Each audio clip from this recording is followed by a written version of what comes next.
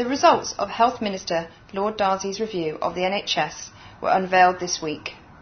The programme was designed to raise quality standards through a combination of incentive payments, competition between NHS providers, and collecting and publishing new data on outcome measures such as surgeon death rates and patient satisfaction scores.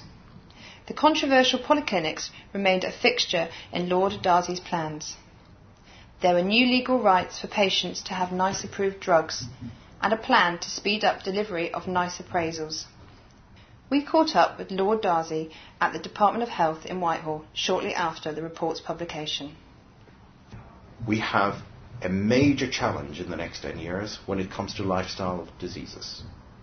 Obesity, smoking, alcohol, sexual health. We need to have primary and community services that are opt for these and meet these challenges in the future.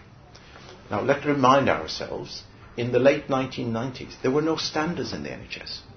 We didn't even know what the patient's rights were waiting in A&E. We didn't know how long you should wait on the waiting list. We've done all of that. We've set national targets which have now become minimum standards.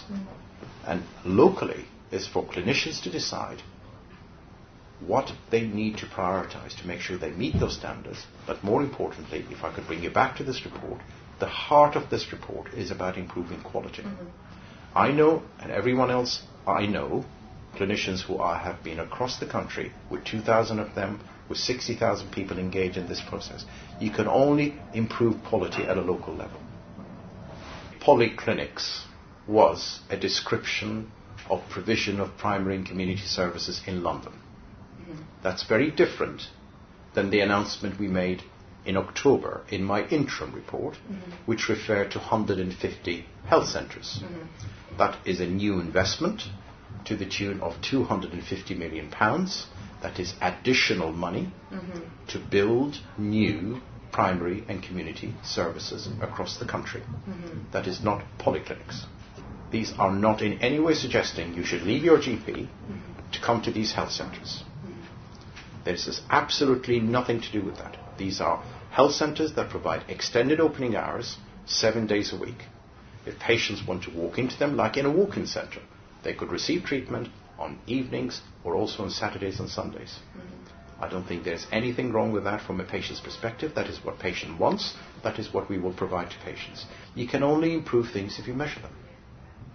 And outcomes is one issue, and we have had dramatic improvement in outcomes. Just look at myocardial infarct rates. 2004, in England, we had a 42% drop in death following myocardial infarct. That's a significant achievement. We need to start thinking and working more about the patient experience and have a higher regard to the patient experience.